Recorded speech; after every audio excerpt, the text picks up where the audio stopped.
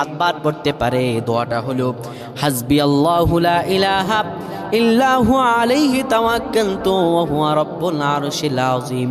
কোনো ব্যক্তি যদি এই দোয়াটা পড়তে পারে খালেস অন্তরে সকালে 7 বার আর মাগরিবের পরে 7 বার পড়তে পারে, আমার আল্লাহ রাব্বুল আলামিন বড় বিপদ থেকে তারে বাঁচিয়ে দিবেন।